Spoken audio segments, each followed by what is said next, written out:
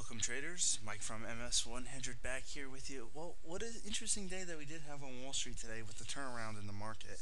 Everything was looking lower and it was looking like a nice breakdown of the head shoulders pattern today. Yet somehow the market managed to rally back up towards the end of the day. Today we had the Dow up 14 points, the Nasdaq up 1, and the S&P down 1.5, and we also had the VIX up zero point 0.5. So a pretty interesting day, like the way we played out at the end of the day. Now I want to get into the charts and talk about what I do see possibly happening here. Alright, notice how we do still have our potential head shoulders pattern here. The first neckline that could be drawn in on this chart, which is this purple neckline right here. Notice how we did break down beneath it yesterday, and we did close beneath the 200 period moving average. Now, what is happening right now is we do have this possible downtrend line that has been drawn in here with a little bounce off of it yesterday and a spike lower through it today, as we did spike below this 88.20 level on the SPY. Yet we did close below the 88.20, but the signs that I'm looking at in the SPY right now is telling me that there's a potential reversal coming here, is because of this long wick on this candle. The other things that I am looking at right now in the SPY is I'm seeing how right here on the 23rd we did make a higher low than we are currently, yet on the MACD and on the stochastics we have lower lows.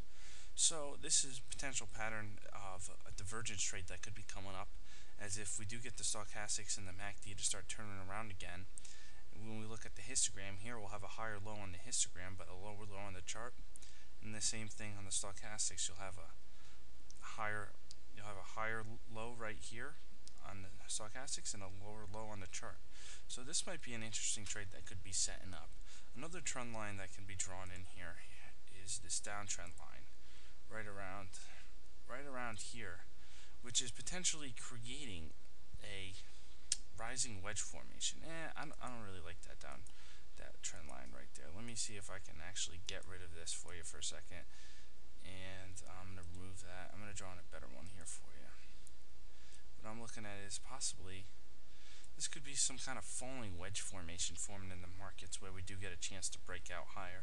I do right now like where the stochastics have pulled back to, and if we do get a couple of days of buying, maybe 1 or 2 days of buying in here, we will see them cross, and we will see this market test this line up here.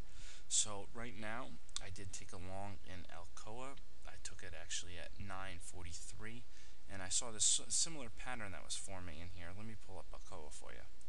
Here's Alcoa. Notice how we do have this downward consolidation channel. Now, we're not having the same kind of divergence trade on Alcoa, but we are seeing here this downward divergence channel happening here, and a nice, the volume's starting to spike up here, and we're starting to kind of base out here in Alcoa. Now, I did take this trade at 9.43, and I was looking for them to beat earnings. I did take a small position in that, and yet they did come out and beat earnings. What I was looking for is, I was just looking for, because everyone was talking about Alcoa, how it was going to be a possible catalyst for the market to go lower. Everyone was talking about that.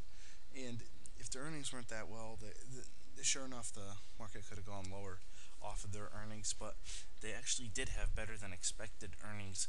So I thought the potential risk reward here was actually a lot better, because if they didn't hit their earnings, you know what? They didn't hit their earnings, and they could have sold off a little bit, but it seemed like that was pretty much already priced in, because that's what everyone was looking at. So if we can open up out of this pattern tomorrow around the $10 area, I think this might be a nice, I might actually add to my trade here, and we'll see how much we can get out of it. Other than that, I am looking for the S&P to possibly get a bounce in this area, 974, 975 area, and I will be looking for some longs in the market right now. I did have SNM, which is short the materials sector. I sold out of that today and actually traded it in for my Alcoa trade currently. That's what I'm looking at. Guys, come check out the site, ms100.com, and have a good one, traders.